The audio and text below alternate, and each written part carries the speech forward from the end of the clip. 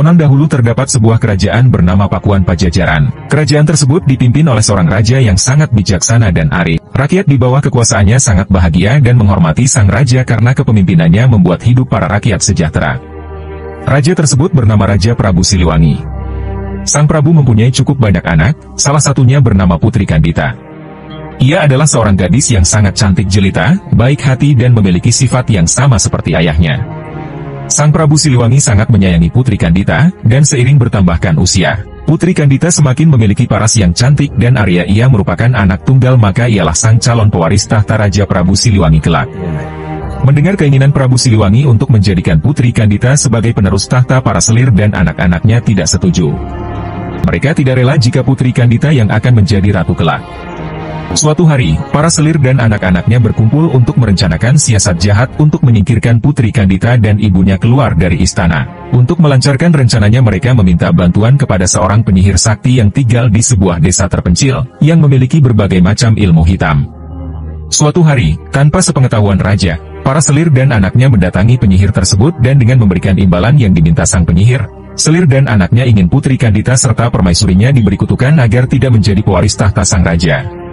Tanpa menunggu lama, sang penyihir melaksanakan tugasnya. Dengan ilmu hitam ia menyihir Putri Kandita dan ibunya agar menderita penyakit kusta. Suatu hari, ketika bangun dari tidurnya Putri Kandita dan ibunya berubah menjadi buruk rupa, tubuh yang awalnya mulus, bersih dan kuning langsat seketika langsung berubah, tubuh keduanya dipenuhi dengan borok dan mengeluarkan bau yang tidak sedap. Putri Kandita dan sang permaisuri mengidap penyakit kusta yang tak kunjung sembuh. Prabu Siliwangi yang merasa heran melihat penyakit aneh pada kedua orang kesayangannya itu langsung memanggil tabib istana untuk melakukan pengobatan. Tetapi setelah dicoba dengan berbagai macam ramuan, sang tabib istana tetap tidak dapat menyembuhkan mereka. Penyakit Putri Kandita dan ibundanya bertambah parah. Tubuh mereka semakin lemah karena tidak dapat mencerna makanan dan minuman. Putri Kandita yang masih muda dapat bertahan menghadapi penyakit yang dideritanya. Namun, sang ibunda yang sudah tua ternyata tidak dapat bertahan hingga akhirnya menghembuskan nafas terakhir. Putri Kandita dan Raja sangat terpukul dengan meninggalnya permaisuri. Selama berhari-hari, Raja Prabu Siliwangi termenung sendirian, ia merasa sangat sedih karena orang yang paling dicintainya sudah meninggalkan dunia terlebih dahulu. Namun, sang Prabu pun merasa sangat-sangat terpukul melihat kondisi Putri Kandita yang tidak menunjukkan tanda-tanda kesembuhannya. Ia merasa sangat cemas karena Putri Kandita yang akan menggantikan meneruskan tahta kerajaan.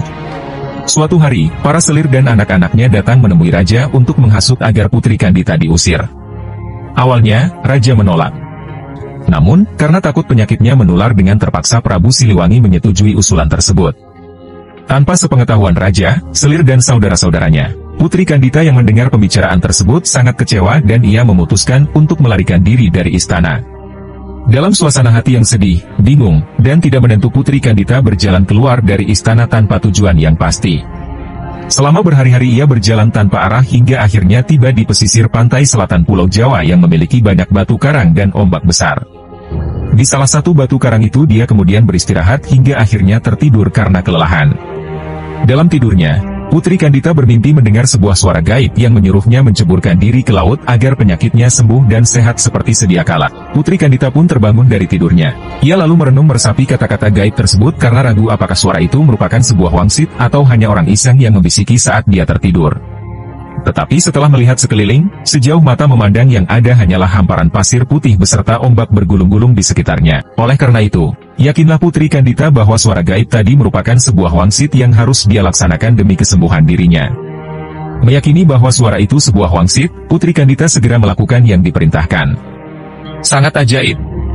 Ketika menyentuh air, seluruh tubuh Putri Kandita yang dihinggapi borok berangsur-angsur hilang dan menjadi mulus kembali. Kesembuhan Putri Kandita tidak membuatnya kembali ke istana. Dia lebih memilih untuk menetap di pantai selatan dan berbaur dengan penduduk sekitar yang sebagian besar berprofesi sebagai nelayan. Sejak tinggal di sana, Putri Kandita sangat terkenal karena kecantikan yang ia miliki.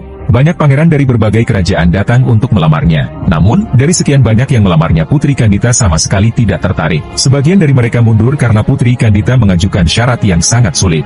Salah satu syaratnya adalah mengadu kesaktiannya di atas gelombang pantai laut. Namun, sebagian dari mereka yang menerima syarat. Ternyata, dari sekian banyak lelaki yang beradu kesaktian, tak seorang pun mampu mengalahkan Putri Kandita. Mereka akhirnya menjadi pengikut setia yang selalu mengawal sang putri kemanapun dia pergi. Sejak itulah, Putri Kandita dikenal sebagai ratu penguasa laut selatan Pulau Jawa yaitu Nyai Roro Kidul.